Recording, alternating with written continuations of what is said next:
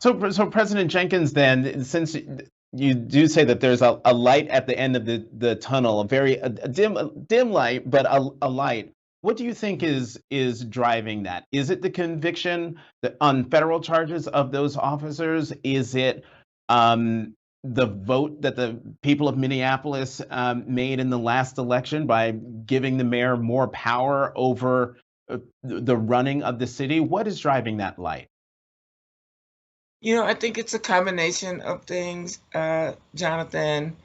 Certainly the vote that gave the mayor, I think, I'm not sure if it gave the mayor more power, as it were, but it certainly points to the chain of responsibility. And so I think it really identifies the mayor as the executive in our government structure. And so consequently, we do know where the responsibility lies. Prior to this last vote, referendum, there was always this debate whether the council had this kind of authority or the mayor had that kind of authority. And so I think this referendum really um, clears that all up and solidifies um, this executive authority. Minneapolis had been sort of an anomaly in government structures around the country, and that shift kind of brings us more in line. So that relieves a little pressure.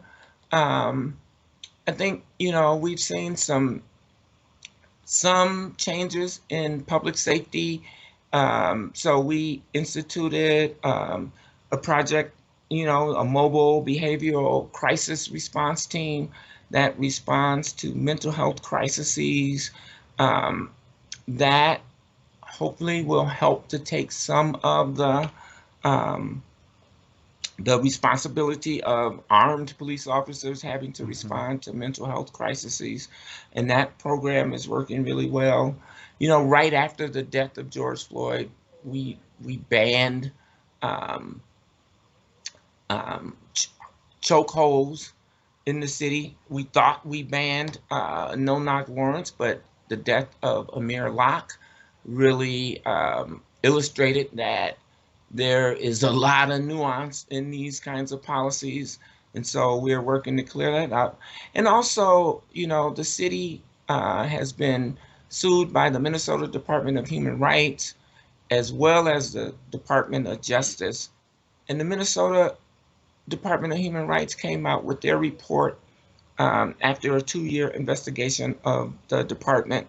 And it's pretty scathing, but it also is similar to um, getting a medical diagnosis.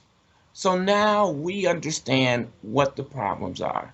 And I think and I hope that this is going to give us, um, you know, a roadmap of how we can Mhm. really address these problems. And I think it will give us also um, the leeway to make the kinds of systemic changes that are necessary to improve public safety Mhm. in the city of Minneapolis.